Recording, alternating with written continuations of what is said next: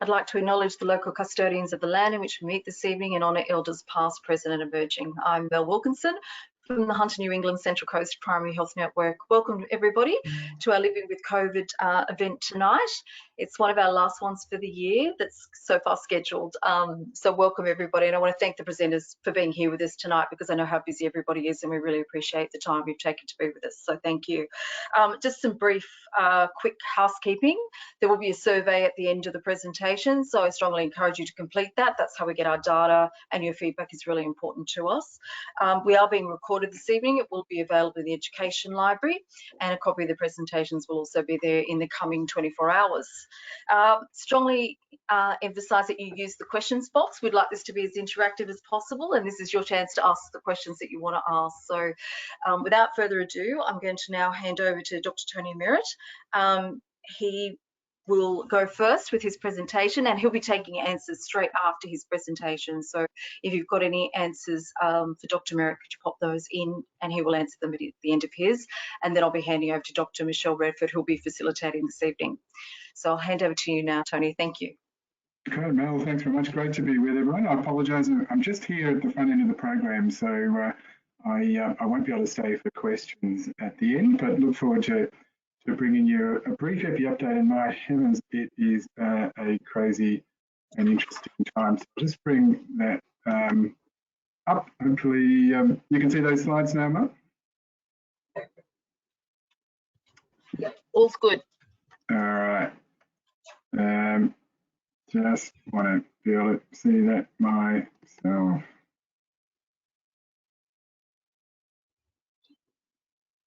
I'll just take the presentation back to the start. Yeah. Yeah. All right. So let's go back to there. Terrific. Thank you very much.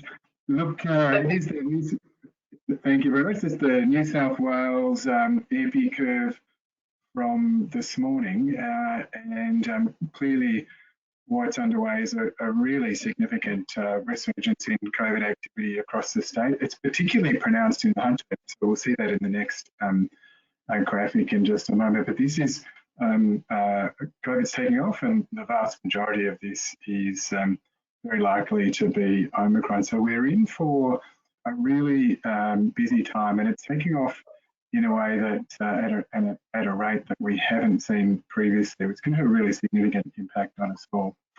There's the Hepa curve for Hunter New England, and you can almost miss the incredible peak that's developing over to the far right side of that Hepa curve. So those days where we had about 100 cases a day back in October, at which time it was just outrageously busy.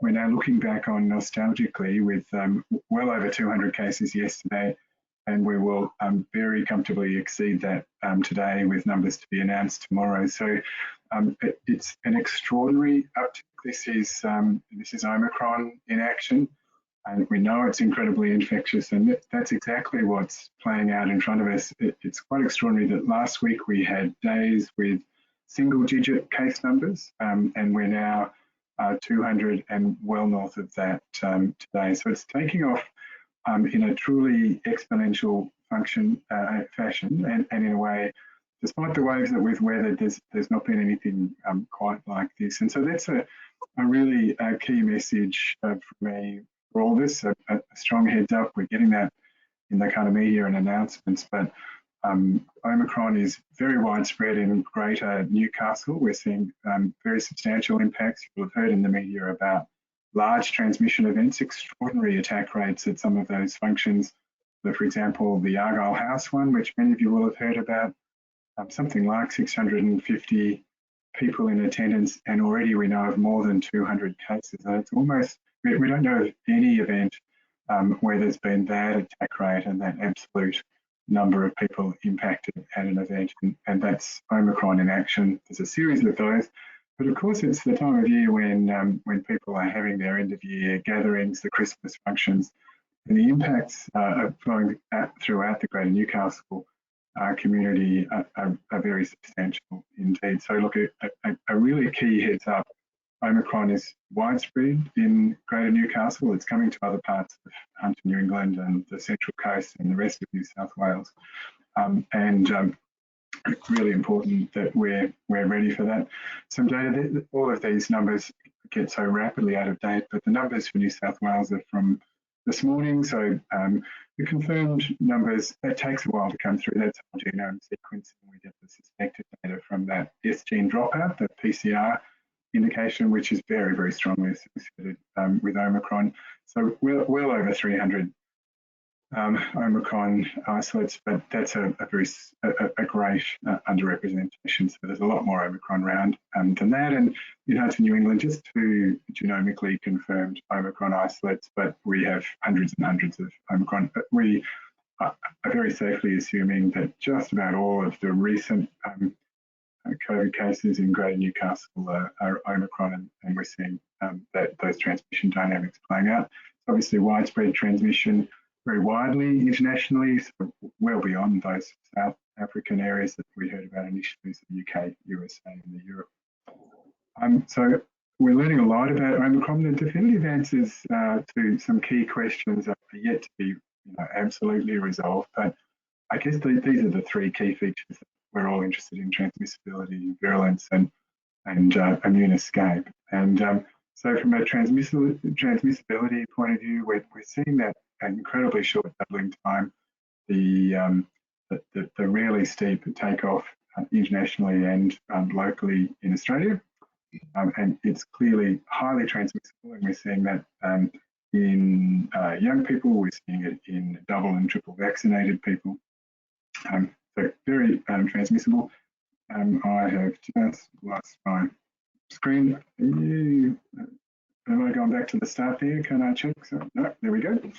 In terms of virulence, data yet to come. We don't really know enough about this yet. There haven't been significant hospitalizations yet. The group that's been most affected in Hunter, New England have been young and healthy people, so that's yet to play out. And the countries with the greatest experience with Omicron, for example, Southern Africa, have had incredibly widespread community transmission of previous variants, so widespread kind of background community immune response that we don't have in Australia. So the virulence question is yet to be resolved, but we're not seeing high hospitalisation numbers in New South Wales at this stage. And in terms of immune escape and evasion in terms of resistance from either previous infection or vaccination, well, we'd certainly have strong confidence that vaccines will provide protection against serious illness. There's good emerging evidence about the importance of a 3rd dose, so a booster dose or dose 3, adding very significantly to the level of protection. So one key message that we can all help to convey to community and our patients is the importance of completing primary vaccination if that's still outstanding. It's a relatively small group now, but really critical that people go and get their booster dose 3 when that's due for them. So 5 months, and we'll touch on that in just a moment. Now, keep coming back to screen, so I'm not quite, sorry. The next slide is just a brief update. We looked at vaccination numbers last time, so it's a great success story. The column on the right, this is from almost a couple of weeks ago. It is a couple of weeks ago now, with significant numbers of LGAs around Greater Hunter, New England, with over 95% double vax rate in the 16+. It's an extraordinary achievement. There's still a few areas which clearly need further focus and a residual important gap for Aboriginal communities in many of those locations. Critical in the context of what I've just been saying for us all, but particularly clinicians in the coming weeks, to be very cognizant of the widespread nature of Omicron. I can't emphasise that enough. So extremely widespread in Newcastle. We've got these discrete transmission venues at the moment, but it's about a median 48-hour incubation period from exposure to people becoming sick. So we're up to now kind of 3rd and 4th generation transmission events since the middle of last week. It's quite extraordinary to watch this happening. And we know, as I say, that Omicron's extremely widespread in the community. So high levels of vigilance appropriate. really critical to have stringent attention to PPE in practice settings, and particularly remembering to include eye protection. And I guess in terms of the kind of broader protection message, both for us, our families, your patients, I think we all need to be really seriously reconsidering gatherings and events over the next couple of weeks, with a view to kind of preserving Christmas, so that we can indeed enjoy Christmas with family. A great many of the broader Newcastle community have been impacted. Close contacts, that's a big impact on lots of essential services, including a great many healthcare workers and certainly our public health unit staff. So key to consider those messages. And look, I'll pause there, and I'm very happy to consider any questions from the group. Thanks very much.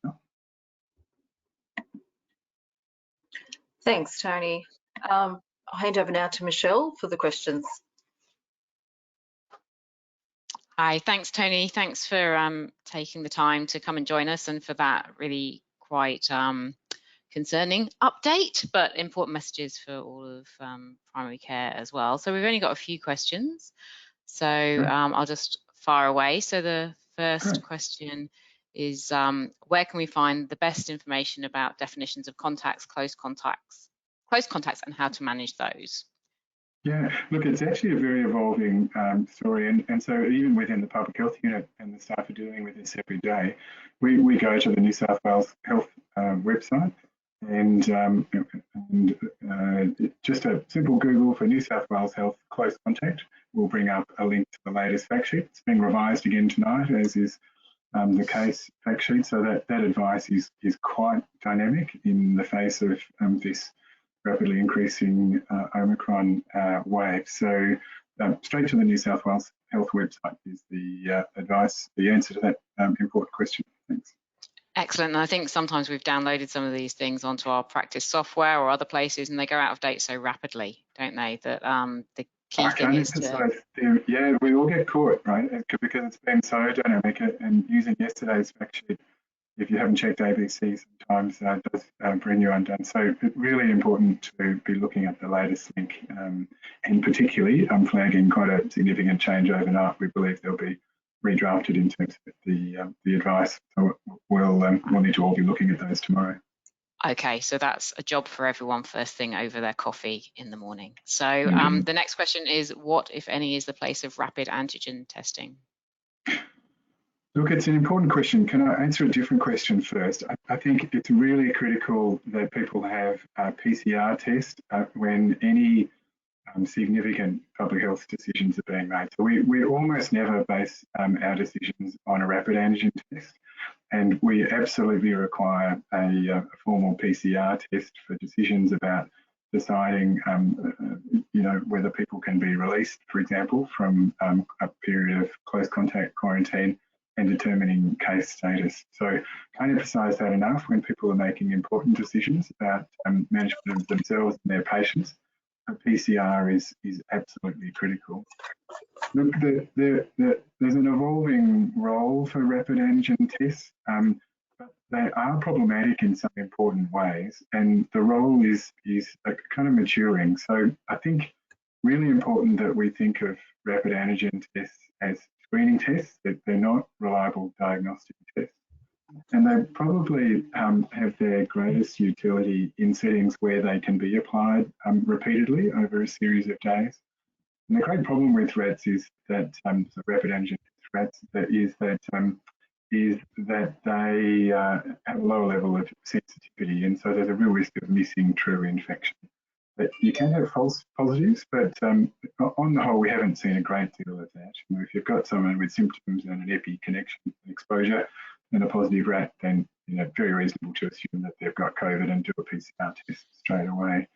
But the challenge, and where there's been kind of unintended consequences, is where that lower sensitivity really lets us down. And so we've seen repeated examples of people who do have COVID, who've done a rapid antigen test, it's been negative, and that's led to unfortunate behaviour on the basis of that test that was incorrectly negative. So look, yes, a role, and particularly when it's been really clearly used as a screening test, and it's more valuable when it's being used in a repeated fashion, and that repeated testing helps overcome some of those problems with sensitivity.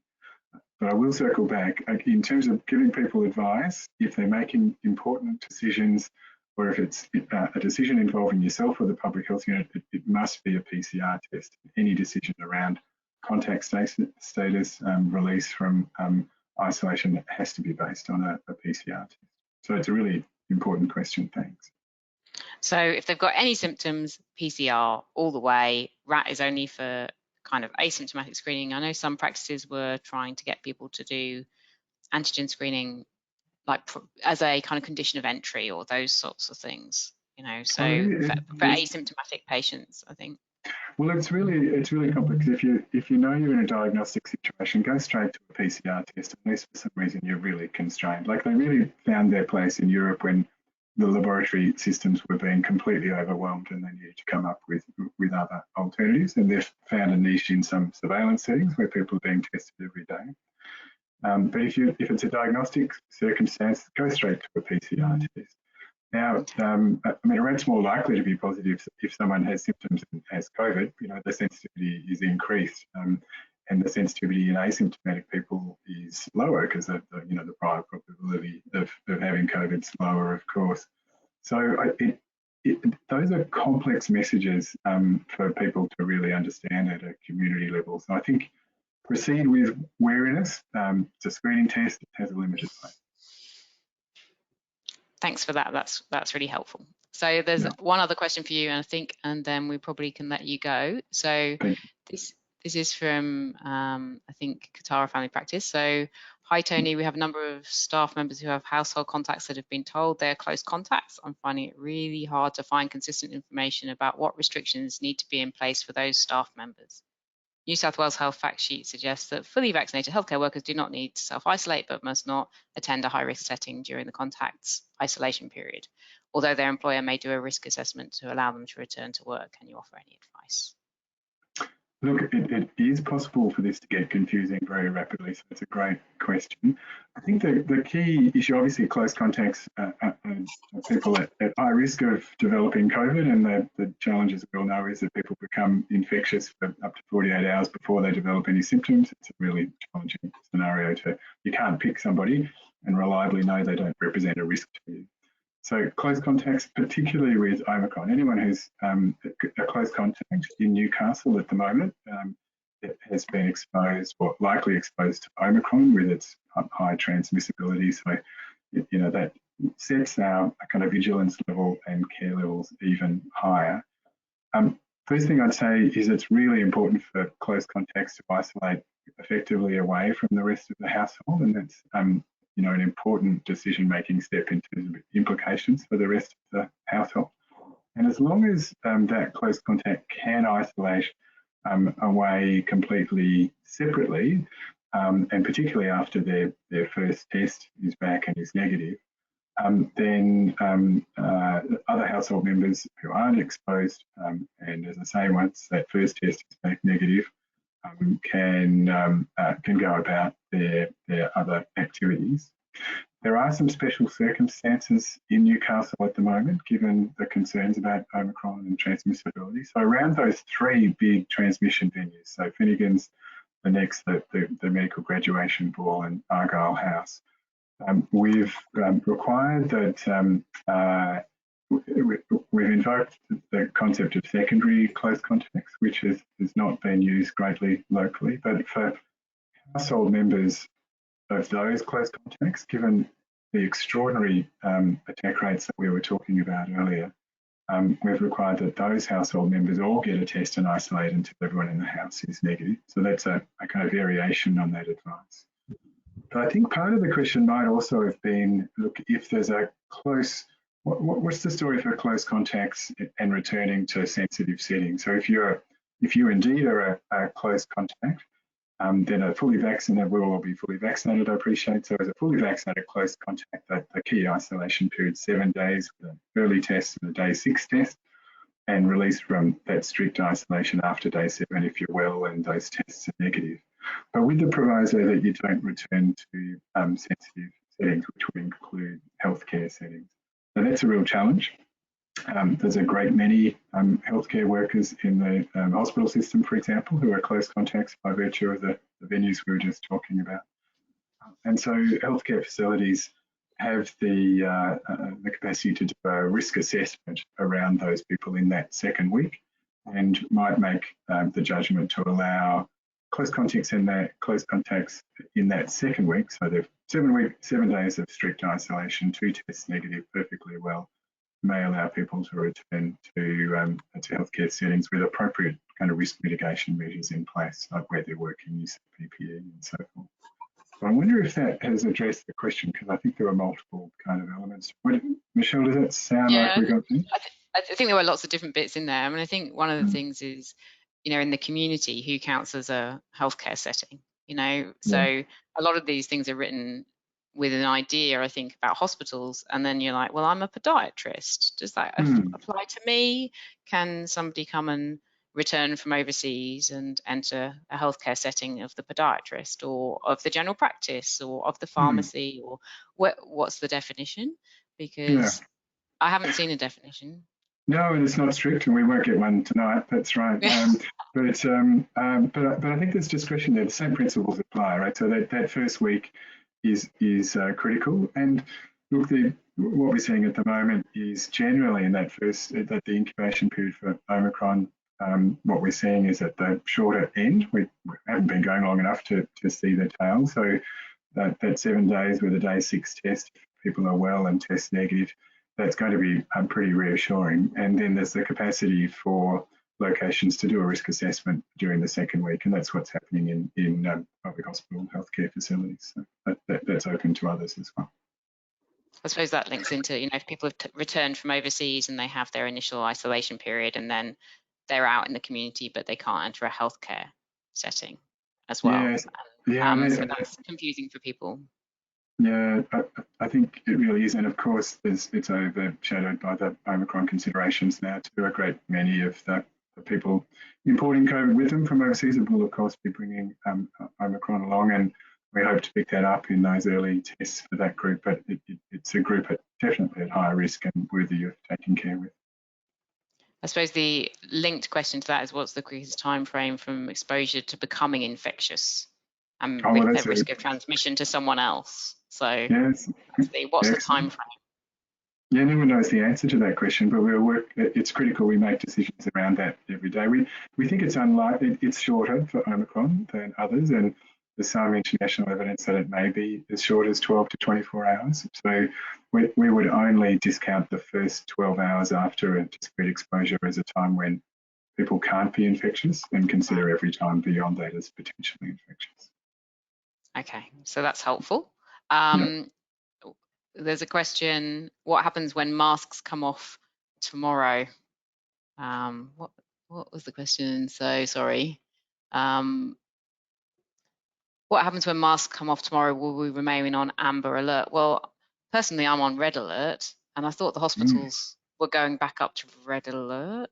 Yeah, no, you're absolutely right. So 100 New England hospitals recognising what we're in, well, actually, I don't think we're in the midst of, I think we're at the start of, and went to red alert early in the week as a really sensible approach. So look, the statewide mandated public health settings are changing tomorrow, but common sense and good behaviour can prevail. And masks offer just fantastic, really significant extra level of protection for really minimum inconvenience. We're huge mask enthusiasts, and I think we should be encouraging that in all settings where it's not possible to be really distanced from other people. That certainly will be my practice and my ongoing recommendation. Without masks, I think part of the implication is, transmission risk will definitely be higher, and some of those other public health order setting changes will also make it challenging. So great mask enthusiasts, where you get a chance to encourage. Clearly, we'll all be wearing masks in clinical practice, and that's a practice that will hopefully be maintained for a great length of time. Yeah, so the message really for the community is they may be taking their masks off in Woolies, but they're still wearing their masks in general practice. I mean, I think for general practitioners, most of us got AstraZeneca. We weren't eligible for Pfizer. And so, you know, potentially don't have that much protection comparatively against this new variant. And we all work in these little rooms with not brilliant ventilation. So I'm sticking with my P2 N95 respirator and my eye protection and my surgical mask for the patient until you tell me otherwise, Tony. Is that fair enough? I'm not going to tell you otherwise for a very long time, Michelle. And seriously, I mean, I can't imagine why we would take masks off in general practice for a very long period of time. Why would we expose ourselves to COVID or other respiratory viruses for the, you know, the amount of imposition? I don't like wearing a mask, but I wear it all the time, you know, and but it's not really much of an imposition, and it offers really significant protection. So, yeah, well, I hope we see a lot of mask wearing, and both in clearly clinical practice, it ought to be an absolutely basic ingredient of your protection for yourself and your patients. But also in any community settings where there's crowding, where you can't control for that kind of separation and distance, regardless of what the public health order says. Yeah.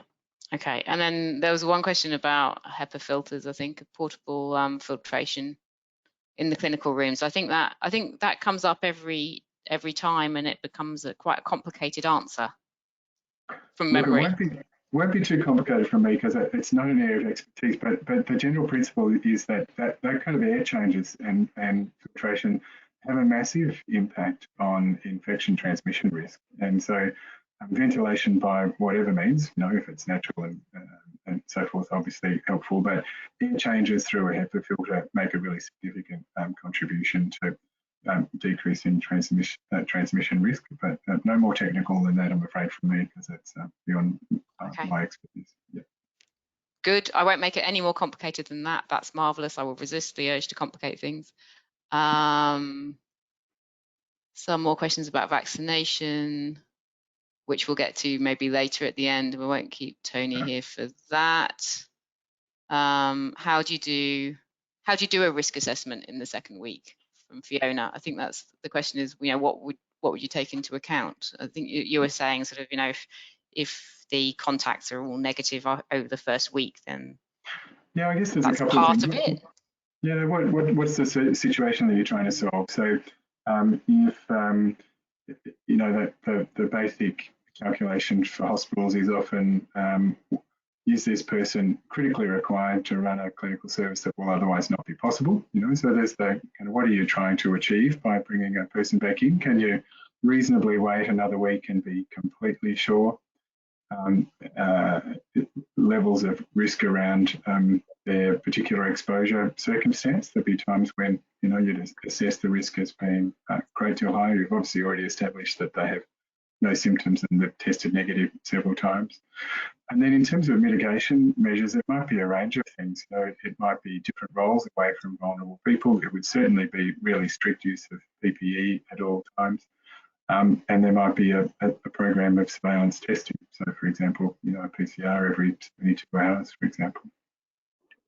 Okay, that's helpful. There's no flow chart for that, is the short answer, isn't it? You know, I love a flow chart, and if I can just follow down through the flow chart and I get to the correct answer, happy. But there's a lot more judgment in there and little bits and pieces. I'm afraid, and you were kind of pointing to the kind of diversity of settings too. But I think that first screening test question is important. Like, is it really critical to have this person back? What will be foregone if that's not possible?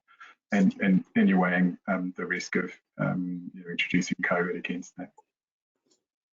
Okay, I have one last question for you, and then I'll let you escape. So this is a vaccination question, though, so you can feel free to pass it on. But I don't know who else is going to be good to answer it. So can we give booster shots earlier than 5 months, given the situation in Newcastle? It's interesting, isn't it? Because last week people were asking, can I have it before 6 months? And then it was communicated at the weekend, yes, you can all have it now from 5 months. And we all suddenly have our appointments all booked up. And now can we have it a bit earlier, please? Look, the answer is the advice from ATAC is really clear. Now, obviously, it did change, as you say, Michelle, but it's 5 months. You know, in absent that really small group of profoundly immunocompromised people, where it's it's dose 3, not a boost. But it's 5 months. Now, whether there might be any further consideration in time, it's an evolving circumstance, obviously, in terms of people's experience with with the third dose and impact on immunity protection and balanced against Omicron's impacts. So 5 months it is, not earlier at this stage. Today, and then stage. It might change again, because it was 3rd of December they came out and said there wasn't going to be any change. So this is just reflective of the evolving situation and that we're gaining knowledge. Yeah, look, that's absolutely right. Yeah. Okay, so that's clear. None before 5 months. Good. Thank you. Today, very clear. Yeah. Today. Excellent. Well, thanks for that. I think that's all the questions I've got for you at the moment. So thank you so much for taking the time to join us and to give us that update and share your knowledge. It's been wonderful. Thank you. Nice to be with you. Take care, everyone. Cheers. So I am going to just very briefly talk about a couple of things that are going on in the background. So I will just get my screen on, and hopefully that is working. Looks great. Yeah, we're on. Okay, so I'm just talking very briefly in my role as GP advisor to Hunter New England Central Coast PHN. And I'm just going to give you a very quick update of where we're at with COVID care and GPs. So there's lots of stuff kicking around, and I think there's been a lot of uncertainty, really. So this is what the state of play is at the moment. So there's an EOI has gone out from the PHN to all practices asking whether you're interested in looking after patients who have COVID. And now suddenly there are loads of patients with COVID. So it couldn't be any more time critical, I suppose. And I think, because of the questions that were asked in the EOI, there's been lots of stuff coming back about, well, I don't know, are you going to make me see them face to face? And so I just want to be clear that this is sort of an optional service to provide care to people who have COVID, who are your patients. You can choose whether you want to see your own patients or whether you will see all comers. You would be expected to use the telehealth protocols and follow the protocols that are on health pathways and being developed. And there would be zero expectation that you would be seeing these patients face to face. So I think that's just a really important message to get across. PHNs are going to have a role in this going forward. And so if you haven't already filled in the EOI, please just fill it in so we have a bit of an idea of how many practices are going to be prepared to get involved just for planning purposes. It's not a commitment at this stage, but if you let us know, yes, we're happy to see people on telehealth, so video or phone, just our patients, just between these hours, not at weekends, not in after hour periods, that's all fine, but it'd just be really helpful to know. The other thing about that is that there is no compulsion to bulk bill. There is stuff going around about maybe we have to bulk bill these patients in the same way that telehealth was initially compulsorily bulk billed when it first came in, and that is not the case. And so as an individual business, you can set your own billing practices and discuss those with your patients. Part of the reason we need to know what's happening and what the appetite is for looking after COVID patients in the community is that there is this new system, Care Monitor, that's being used in the COVID care in the community team, run out of the LHD, and we should be able to start getting that into practices, and that will make it all a lot easier. So we need to know who wants to be involved so we can, make that innovation. There's been lots of talk about funding, and I think this is where a lot of the difficulty has come in. So I just want to be clear about what this federal 180 million for COVID care in the community to primary care is about. So as far as I can tell, these are the elements, and you can read them there, but there's the home visiting service, which is like an exceptional circumstance. Go and do a home visit on someone with COVID to try and prevent them from going to hospital, and it's kind of envisaged that's more of a nursing than a GP service. And there's an EOI has gone out for that, but that's separate to like the GP telehealth EOI. Pulse oximeters, there's funding for pulse oximeters to be distributed via the PHN. There is the $25 face-to-face Medicare rebate. Don't get me started.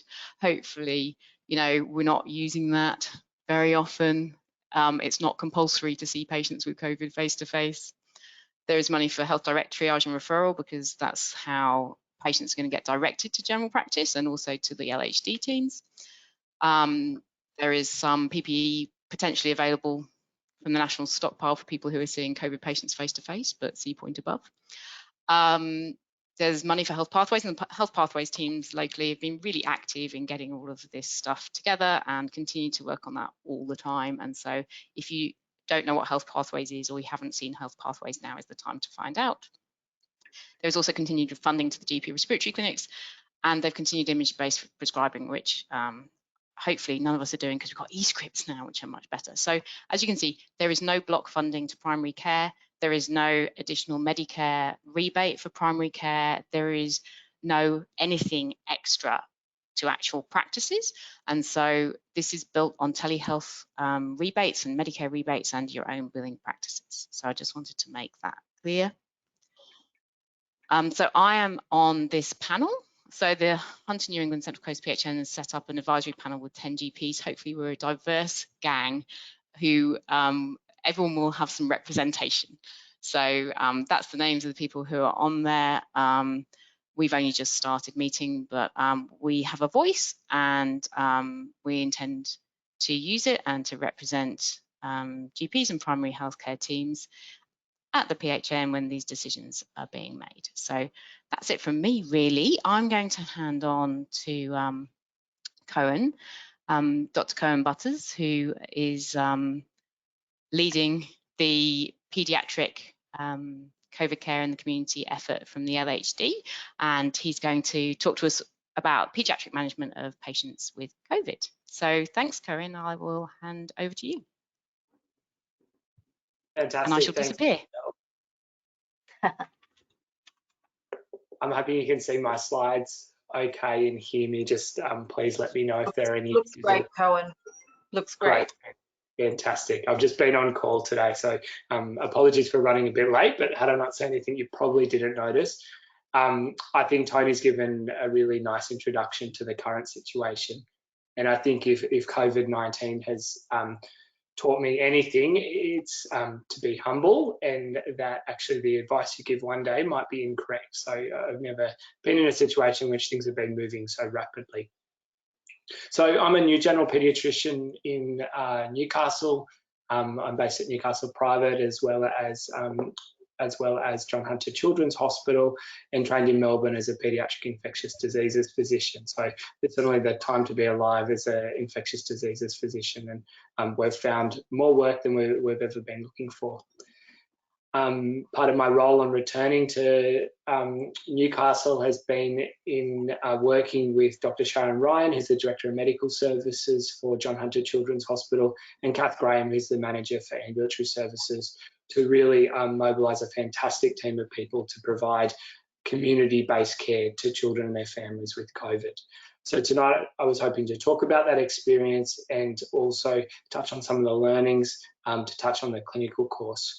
So we'll start with a bit of a case study, looking at one child's typical journey, discuss diagnosis, discuss management of COVID-19 positive children outside the hospital setting, look at potential complications and difficulties along the way with some tips, look at our Hunter New England data, discuss a little bit about long COVID-19 in kids, because I think this is going to be an increasing issue for general practice and as well at the specialty pediatric level. And then we'll briefly touch on vaccination perhaps at the end, and then we'll open up to discussion. So what's fascinated everybody is really about why children seem to be at firstly lower risk of infection, and we've seen that time and time again, in which there can be highly infectious adults within the household cluster, but the children manage to evade infection even if their siblings are infected. And then secondly, why children in the vast majority have either mild or asymptomatic disease. And there's probably a number of factors in that they're just built different from the start, and probably they're set up, particularly in early childhood, to experience repeated viral infections and not mount detrimental immune responses that damage your lungs, because it's just a period of really high viral exposure, as you know, in general practice. So the first thing is they have a vigorous innate immune response. So there's a T-cell repertoire that sits there ready to react to viral infection. They're exposed to a huge range of other coronaviruses already, and we think probably up to 8% of acute respiratory infections are due to coronavirus. So there's probably some antibody cross-reactivity there already. Then there's downregulation of the ACE2 receptors, and we think the ACE2 receptors are really important. And we know that there's different distribution in children. And I thought this was one of the major kind of factors, but I've been clearly proven incorrectly, because actually epithelial expression of ACE2 receptors is lower in the elderly population, and actually they've been a group that's been at really high risk. And then I think mucosal IgA production really provides some benefits. And then finally, sorry about that. Finally, there's a different microbiome. So we know if we go looking in the nasopharynx, it's a bit of a frightening thought, but there's a range of viruses and bacteria present, and perhaps they compete for interaction with COVID-19 should patients be exposed. So certainly this has become an infection of the young, and you can see here this is New South Wales case data up to December 2021. And you can see with widespread vaccination, really excellent vaccination rates, actually the group that's most commonly infected but not necessarily sick is those under 19 years of age. So we've got a fantastic team. You can see here Kath Gray and the manager of the service. We're now based at Charlestown. We've taken over a call centre there, some of our fantastic paediatric nurses, and we've mobilised allied health and other team members to really provide a comprehensive intake service, as has the adult team, to support the families and kids through their 14 days, often longer than that, of isolation, giving them once daily phone calls, symptom checks, escalating where needed, and organising hospital admission. And I think one of the roles originally was to prevent mortality related to COVID-19 in children, but we acknowledge that that's really rare.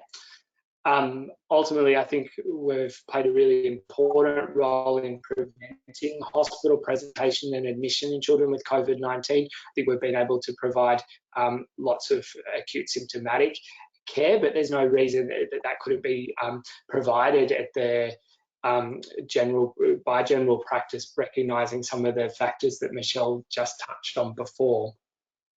What we've actually provided, as well as a nurse on call, during business hours, we've provided a 24-hour contact number, and after hours that's been going through to an on-call paediatrician. So there's been we've been very available to these families to try and prevent use of the emergency department.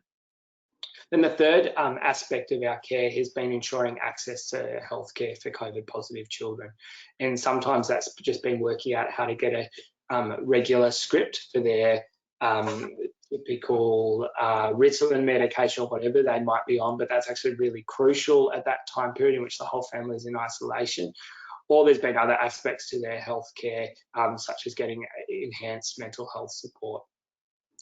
And then the fourth part, and that really should be the first part actually, is the psychosocial aspects of care and identifying really vulnerable children in our community that are in isolation with quite vulnerable families, and making sure that they've got the mental health support, the access to culturally appropriate support throughout their period of isolation and illness, particularly at the start when adults were very unwell and sometimes not able to care for children. So in terms of our experience to date, we've had over 1,600 children now with COVID-19 in the Hunter, New England. And I don't think people, I don't think that's well advertised, that absolute numbers of children that have actually had COVID-19 in our area. And if we look back, just 10 have had a COVID-related medical admission. So we've had medical admissions for acute deterioration in mental health. We've had quite a reasonable amount of home-based trauma as part of that, broken bones, burns, lacerations through glass windows in COVID positive patients. But if you actually look at reasons for medical admission, there's only been 10. And the vast majority have been due to diarrhea and dehydration, particularly in the infant age group, a smaller group with fever and respiratory distress, and just 2 children with what might be classified as severe disease. So one of those, a 6-day-old infant required oxygen therapy, and a 3-month-old who required high-flow nasal prong therapy. Probably their actual disease process was coronavirus really driving their presentation in conjunction with their COVID-19. We've not admitted any children of those 1,600 to the intensive care, and actually the risk of admission to hospital is quoted at 1 to 2%, and that's been the experience in Sydney. But if you look at our rate, it's probably much lower than other areas, and I'm not sure why that is ultimately. We're not going to take full credit for all of that, although we've diverted a couple of hospital admissions. The children in our area have coped remarkably well with their illness. And then ultimately our risk of severe illness is as quoted in other literature at 0.12%. So this is our data, thanks to Kath Graham. As of last week, you can see overall we've had over 1,600 patients through the COVID Kids at Home program. That covers all of Hunter, New England. Currently, or as of last week, we're down to just 31 patients from a peak of 400 odd. And we've discharged 1,600 patients. And you can see over that time, there's been 913 families that we've looked after as part of this. Over here, we've got the specific breakdown, vast majority in the unvaccinated under 12 age group, really high proportion of Aboriginal families. And part of that relates to clusters in Manning, as well as around Tamworth, Moree, and Inverell. We've really been focused on providing culturally appropriate care to those patients. You can see here, this is the new admissions and 7-day moving average, perhaps with a little bit of an uptick recently with Omicron, and we're still nervously watching this space, of course.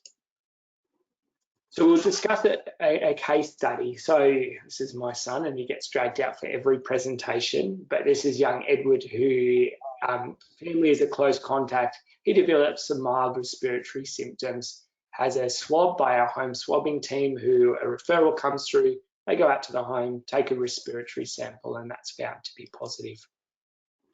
There's really 3 phases of his management. So the first part is an intake phase, the second part is a monitoring phase, and then there's the de-isolation and long-term follow-up. So as part of the intake phase, there's a public health interview led by Tony Merritt and his team about establishing close contact status, etc., and really putting some strong public health measures in place to make sure that we reduce community transmission. Then there's our component, which is around both a medical and psychosocial assessment.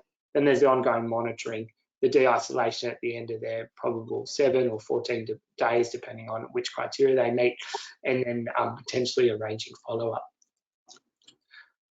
In terms of the intake assessment, we're really focused on looking for risk factors for severe disease, and certainly age and obesity are the ones that have come out repeatedly in studies as predicting severe disease. So certainly being premature or having age less than 3 months corrected, obesity greater than the 95th percentile, or age greater than 30 total BMI has been predictive, and that's been worldwide. And if you look at ventilated pediatric patients in most part of the world, they're in this second category. They're patients who are overweight.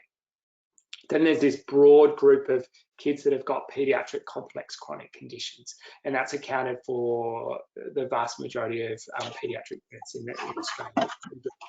Epilepsy, cerebral palsy, complex developmental conditions, who often have some type of supportive care at home, whether that's home ventilation, a tracheostomy, and they're of course very vulnerable with poor reserve to begin with.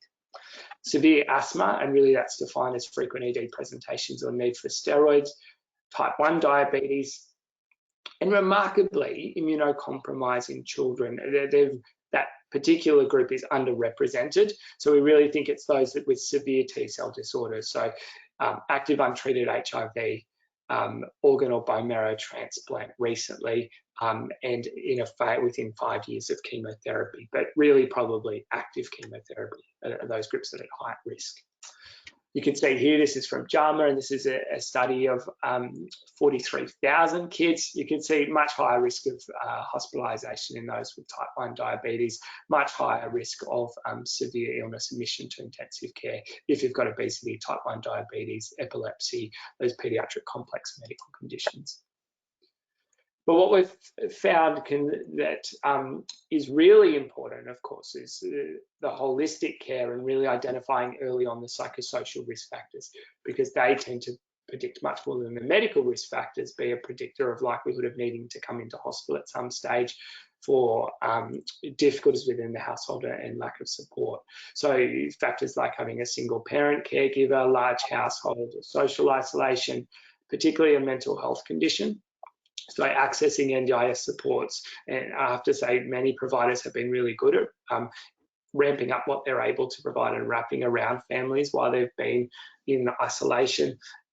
We've had small numbers of patients, but important group of patients from a non-English speaking background, poor health literacy, of course, and I feel like we've peeled back the lid on society and kind of discovered lots of violence, abuse and neglect and child protection issues that were always, of course, occurring in the community. But once patients are in isolation, it's a really toxic environment. And so we're constantly monitoring for these factors. And at times we've had up to 4 social workers working with our team during the day to really provide support and screen for these factors. So as part of the intake assessment, we establish who's in the household environment, assess for medical risk, assess for psychosocial risk, speak about the logistics, how you're going to get food for the next fortnight, access to nappies, important medication, have you got access to Nurofen and paracetamol, the simple stuff, what medical appointments should you have had this week?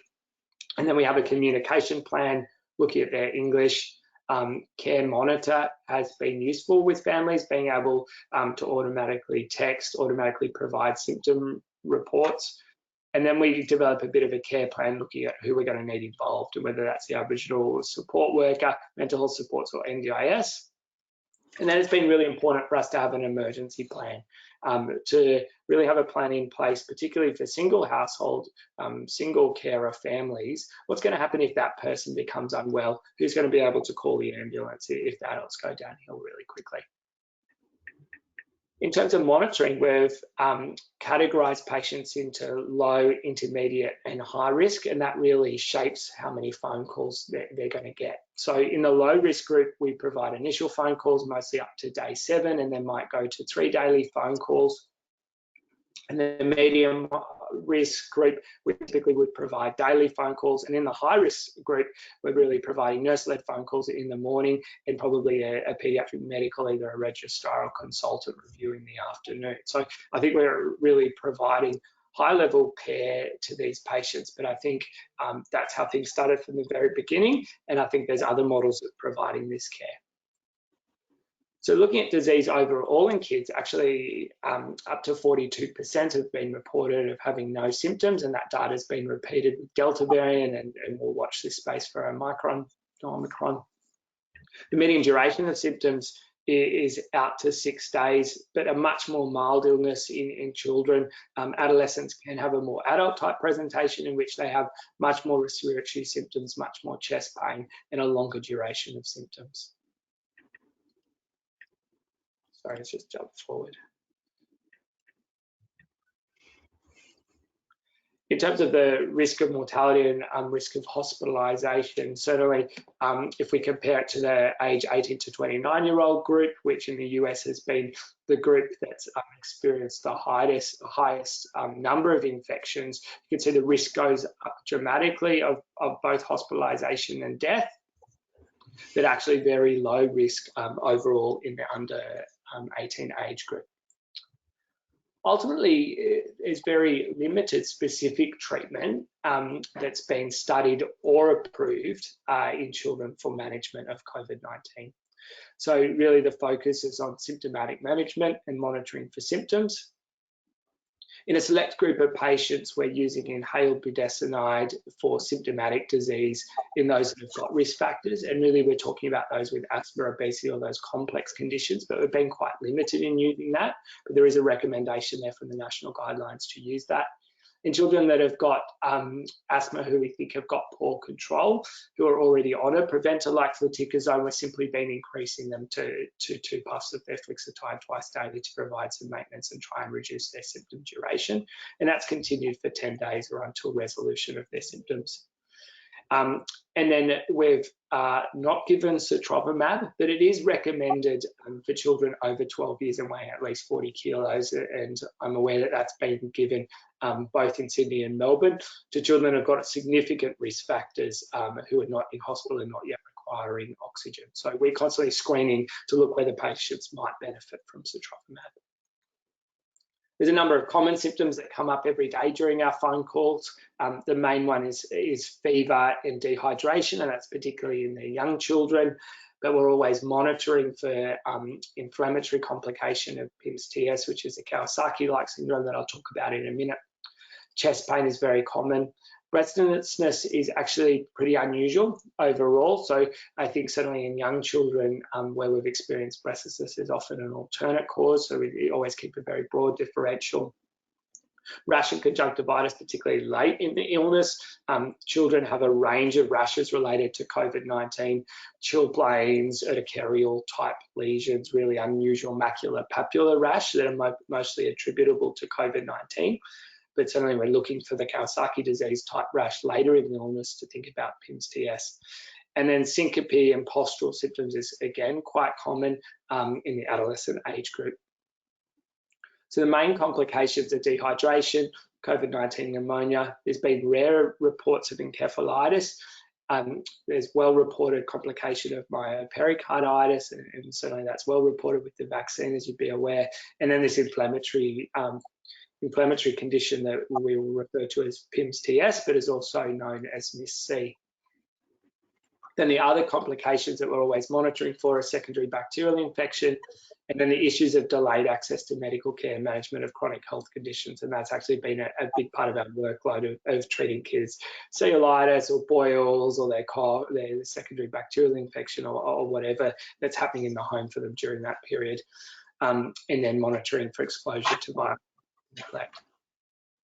The real red flags that we're looking for each day are inadequate oral intake, respiratory deterioration, vomiting, tummy pain, diarrhea, increased lethargy, persisting fever. So most children will only have 2 to 3 days of fever. So certainly fever lasting than 5 days would be unusual and make us worry about bacterial co-infection. Rash and conjunctivitis, as I described, and cardiac symptoms. So chest pain has been a big part of the work that we've done, and after hours, that's a common phone call certainly when we had much higher numbers, and is reported in up to 15% of young people with COVID-19, and most commonly in the first week of illness. It's more female than male, and there's a broad etiology, but a lot of it relates to costochondritis and some inflammation. In many patients, we've experienced increased levels of anxiety and often chest pain as a presentation of that, dyspnea, pleurisy, and gastritis, but rarely myopericarditis, COVID-19, pneumonia, and PIMS-TS as possible causes. Sorry, let's just jump forward again. So really, in screening for chest pain, most of these or all of these patients have generally had improvement with simple analgesia. Monitoring of oxygen saturations has not been routine as part of our service, but we have tried to provide it to young people over 12 years of age. Often they've had another household member who's had access to monitoring, and we've been able to use their oximeter. Certainly other signs of myocarditis involvement with diaphoresis or palpitations, and then postural symptoms. And for 1 or 2 of those children within those 1,600 patients, we've brought them into hospital for a cardiac exam, but not had any true cases of COVID-19 related myocarditis. In terms of long-term care, we've not been arranging long-term follow-up for our patients with COVID-19, and there's a huge workload in doing that. Certainly the small group of patients who have had to admit with significant COVID symptoms, we have arranged paediatric follow-up, but generally not providing long-term follow-up to these patients.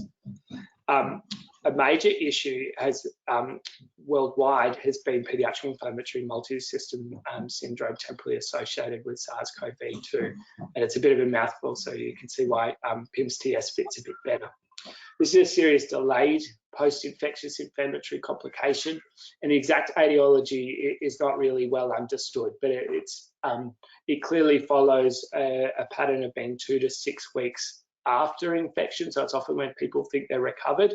And in some cases, actually, in many parts of the world where there's been high community transmission, kids have been asymptomatic with their initial infection, never tested or known to have COVID, and actually they've just got antibodies showing that they've had COVID in the past as their trigger for their PIMS-TS presentation.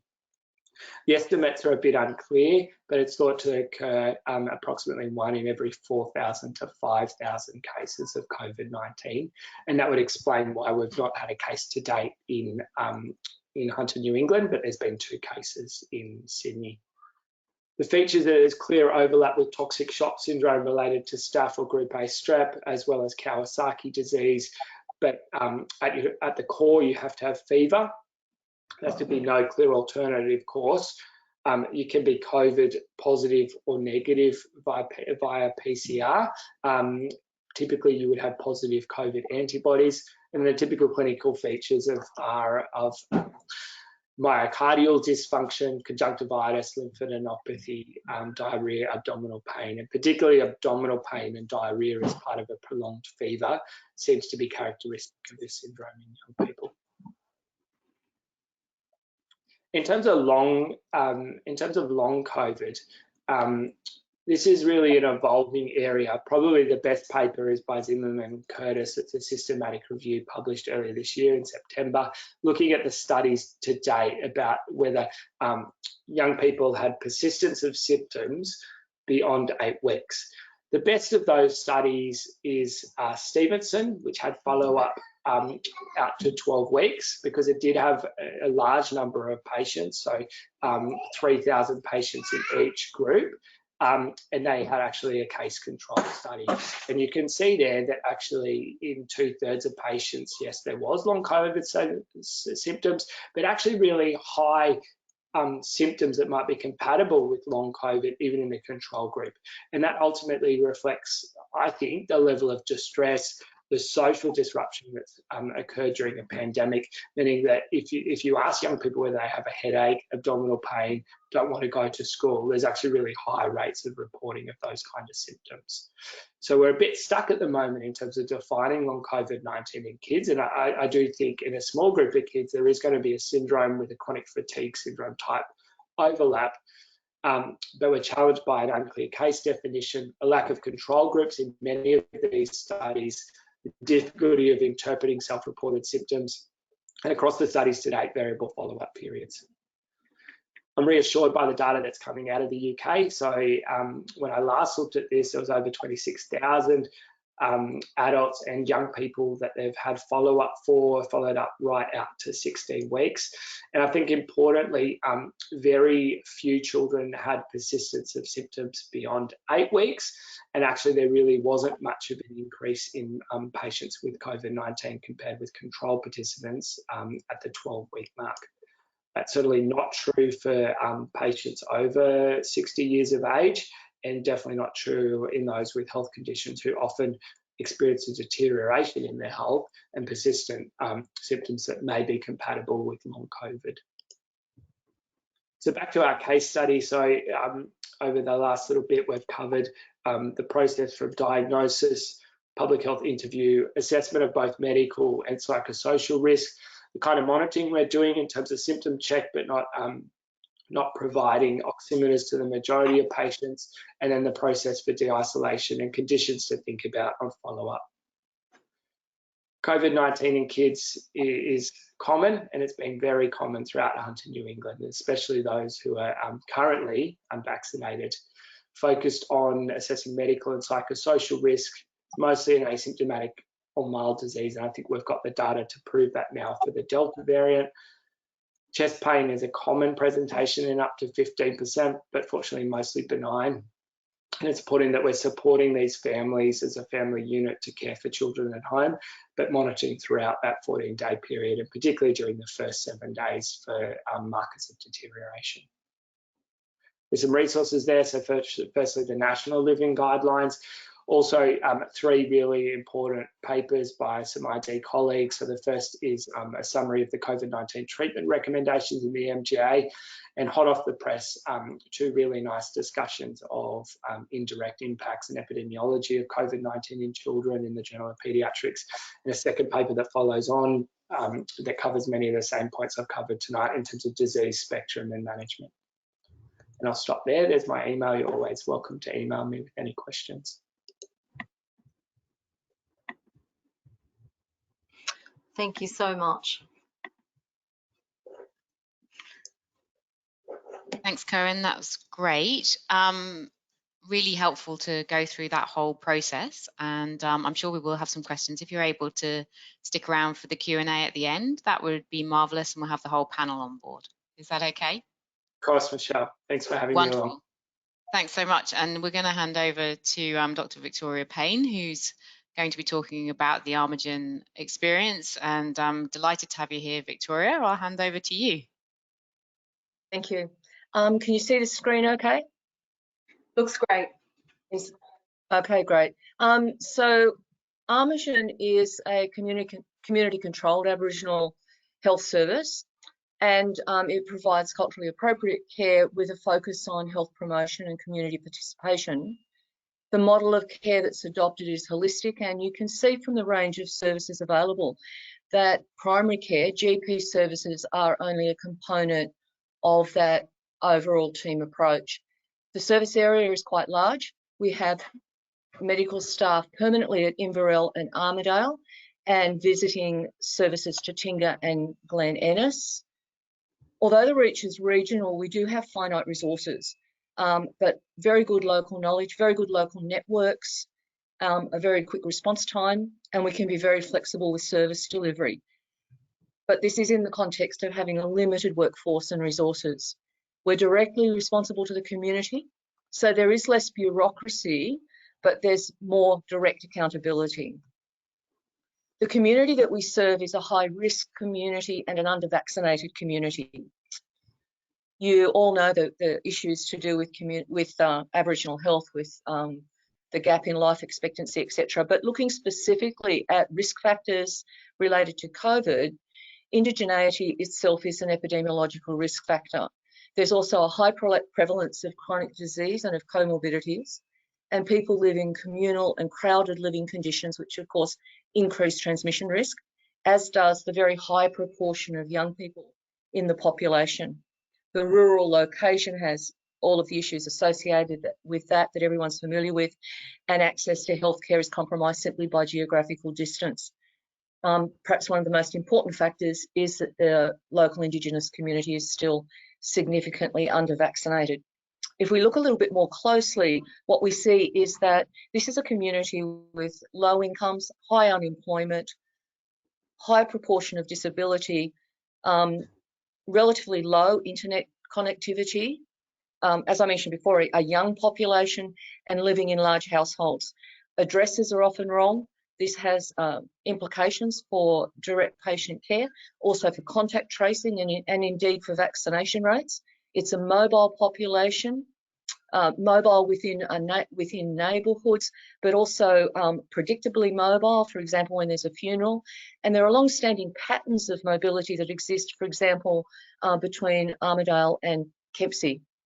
So if we look at Indigenous vaccination rates, looking at New South Wales overall, the first thing that strikes you is that there's an enormous gap between sort of the generally reported rates and Indigenous rates.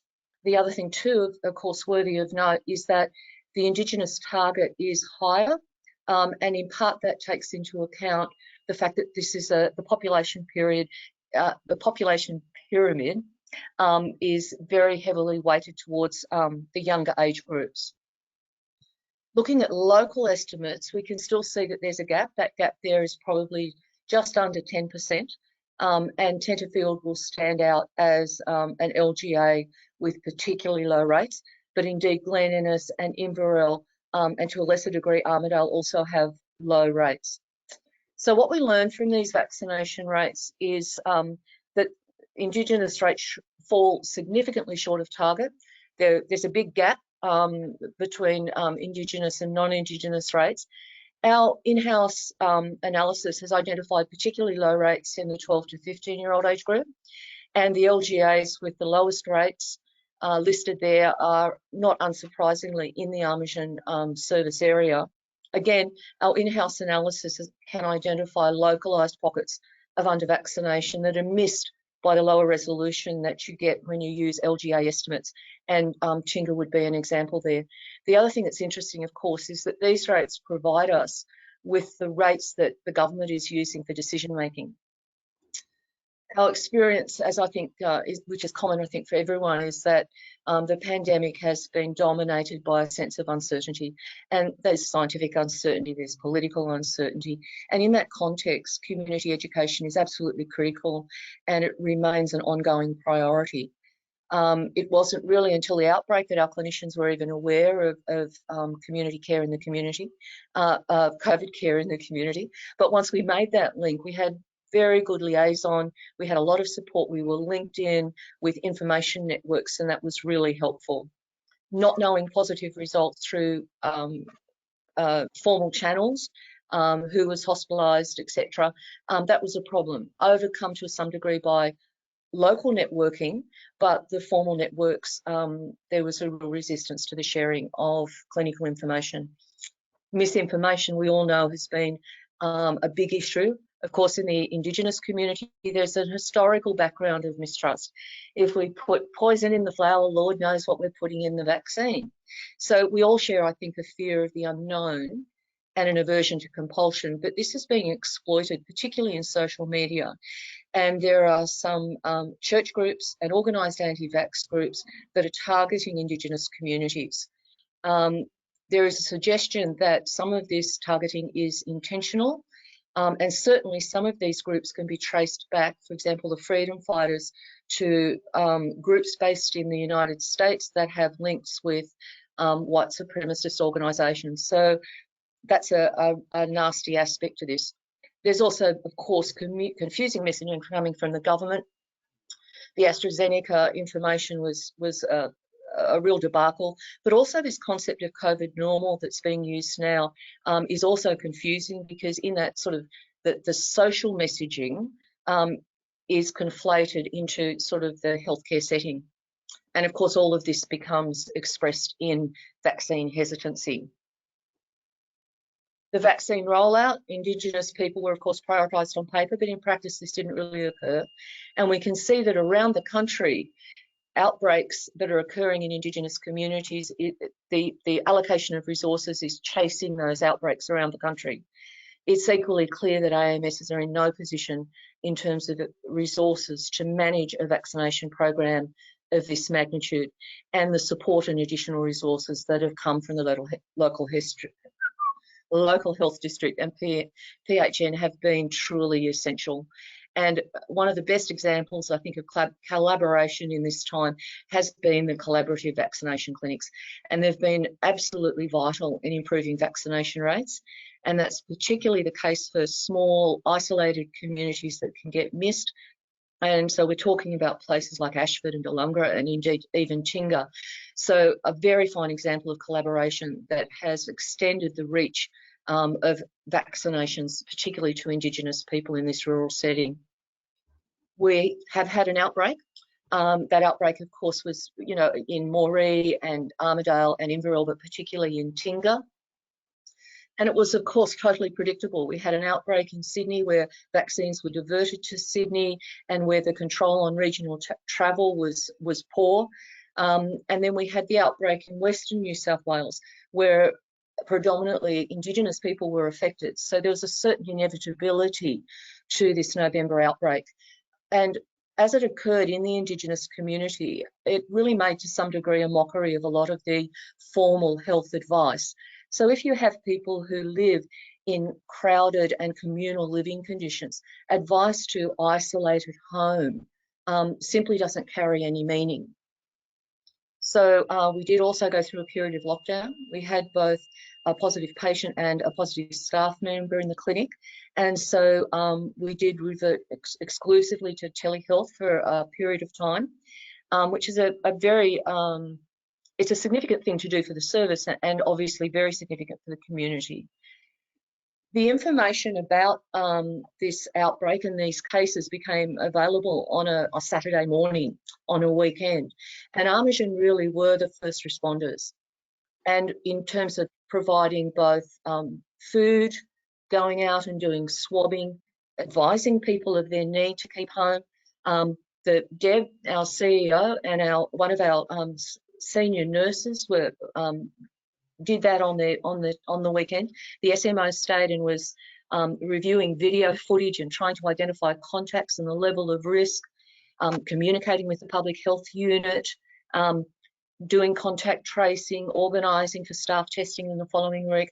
A really busy weekend. And I think the point can be reasonably made that the provision of the welfare support that kept people at home reduced transmission, and that substantially contributed to the control of the outbreak, particularly in Inverell and Tingo. So in this context, we had even less staff because a lot of staff were from contact families. And there was, of course, a big workload to provide welfare support, to do swabbing, vaccinating. And again, in this context, not knowing who was positive, not being informed of positive test results or of hospitalizations.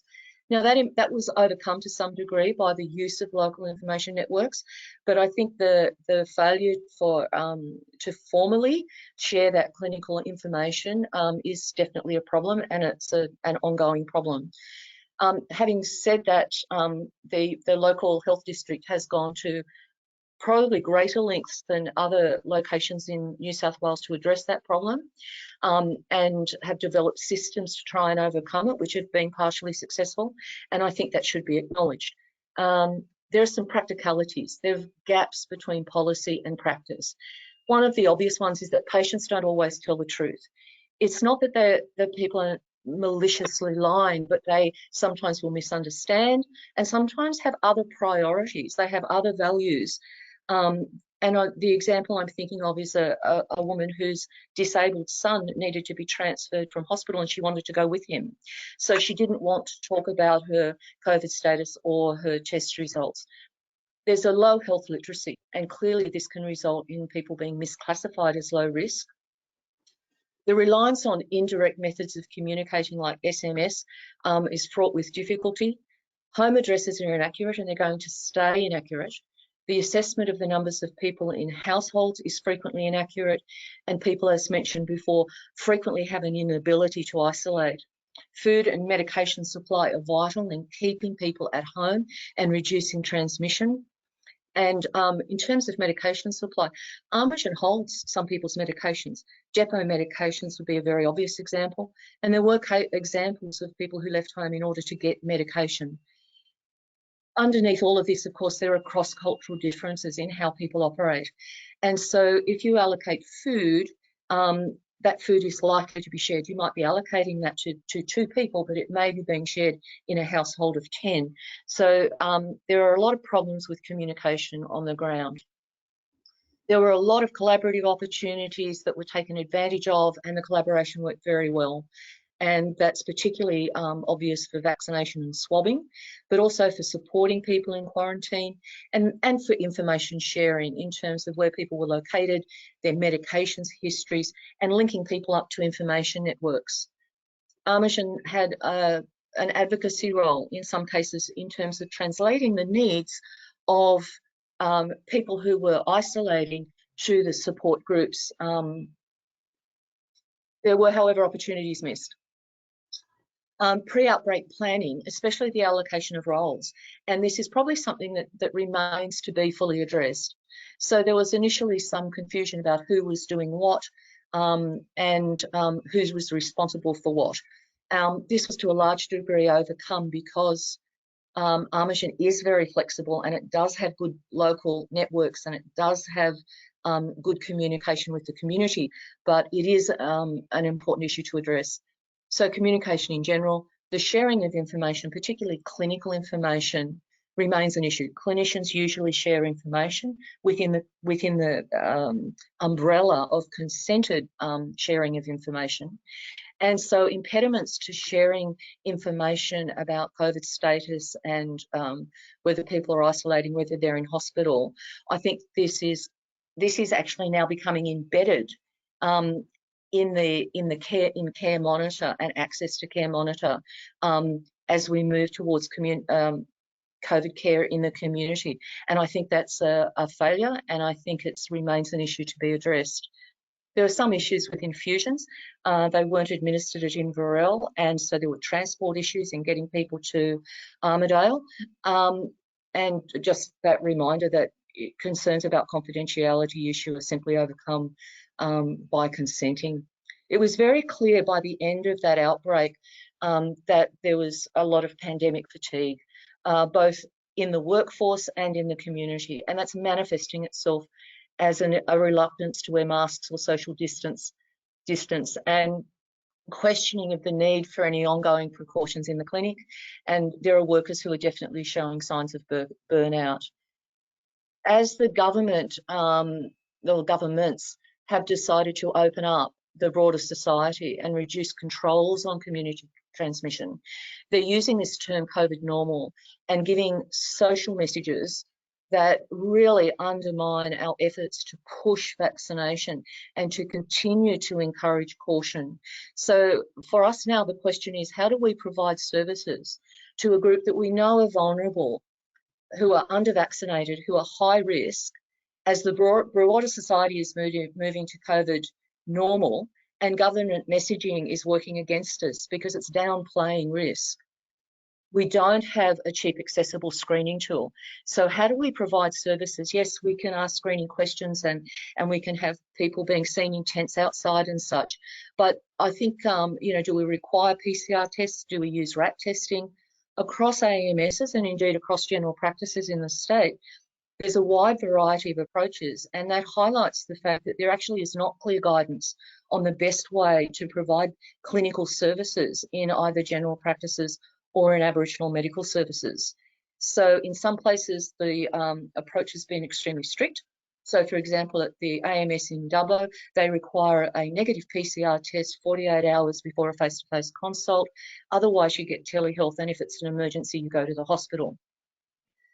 So there's a whole range. We're very aware of the limitations of RAT testing, but is it reasonable to say you will use this because maybe it's better than nothing? So that's the situation that we find ourselves in. Community education is critical and is an ongoing concern. In terms of scientific advice, we need to view that in the light of the community that we're in. And so I would contend that for the Indigenous community, boosters should be happening at 3 months. I know that's not a target advice, but I think we have to recognise that there remain vulnerable sections of the community, and scientific advice and needs to be modified in the light of our need to protect those people. There's still some gaps between policy and practice that should be addressed, and I don't believe that there should be any restrictions on the sharing of clinical knowledge as long as it occurs within the confines of patient consent. We have a personnel who are experiencing fatigue.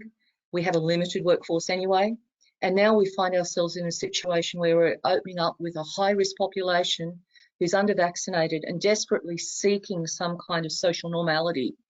And in that situation, we are trying to work out how do we manage the provision of our clinical services, and indeed, how do we face the rather mammoth task of ongoing vaccinations. We haven't even vaccinated up to the required level, and we have under-vaccinated adolescents, we have boosters falling due, and now we have the vaccination program opening up to children.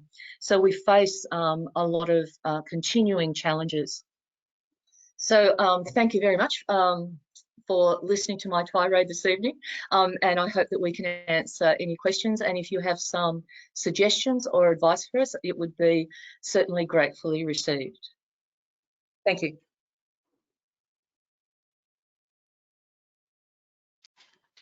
Thank you, Victoria, for that, for your passion and for your summary of all the challenges that you're facing. I think the two presentations tonight have kind of shown us the two extreme ends of the patients that we are seeing experiencing COVID. You know, you've got your high risk, really concerning clinical need with your patients in the Armagen service, and then the other end of the spectrum, we've got the children who, you know, really, there's lots of them and there are certain concerns, but they're unlikely to end up in ICU. And I think this is the breadth of COVID, isn't it, that we're facing.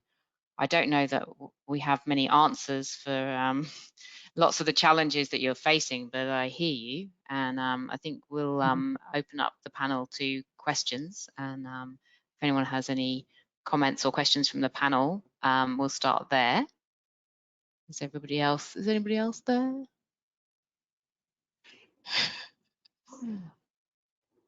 If we just Cohen, are you there now? I Yes. am. You're there, marvelous. I was half expecting Sharon Ryan to appear, but she's not on. That's okay. So we actually don't have lots of questions that have come through from the audience. I had one question that was sent in beforehand. I don't know if you want to comment on this. So a child who is currently 11, turning 12 in February or March, would you vaccinate that child with the pediatric dose in January, or would you wait for the full dose after they've turned 12?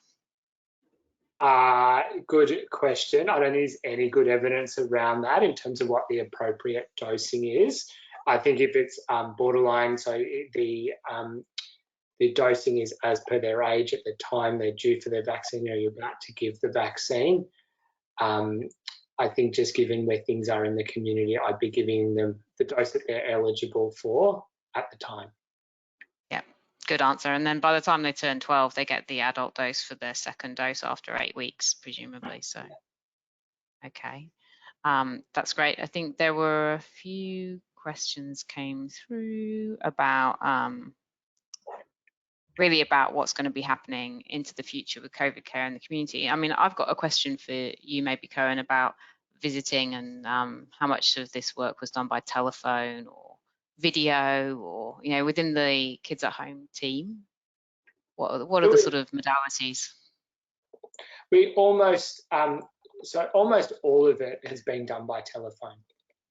We're very rarely needed to go into the home, and what we've used in that situation, we're opportunistically have often needed to go into the home to do a swab for someone else who's not yet positive or is undergoing screening swabs, and we've taken the opportunity to have somebody going into the home to do the swab to really just check in on a child and get eyes on a child, but we've not provided any in-home consultations, and I don't think that's necessary actually for most of the COVID-19 related complaints. And then in a small group of patients, say 10%, we've provided a medical video consultation, really just to examine work of breathing, look at hydration, but actually a lot of it can be done by telephone most of the time. Yeah, great, because I think we've all got phones, so, and most of us have got telehealth in primary care by now, yeah, hopefully, and we have telehealth rebates here to stay. So I think we're pretty much out of time. So I just would like to thank everyone for joining us. Thank you, Victoria, for your wonderful presentation, and thank you, Cohen, for that fantastic overview. And I will hand back to Mel just to wrap things up. I should mention Tony, but he's gone now. So thank you, Tony, for everything that you did as well. I just wanted to say thank you so much for being with us, everybody, tonight. I know how busy everyone is, and we really appreciate your time. And thank you, Michelle, you've done an amazing job tonight at facilitating, and it's really helped as well. So thank you for that. Just a reminder that we are being recorded, and a copy will be available in the Education Library in the coming 24 hours. And a survey will pop up after I close the session. So we encourage you strongly to please complete that. That's the data that we use to plan future events. So I'm going to close tonight and say thank you to everyone for being with us. Thank you to the presenters and to your attendees. And I'm wishing you all a lovely, safe Christmas. Stay healthy and well, and we'll speak to you all soon. Thank you.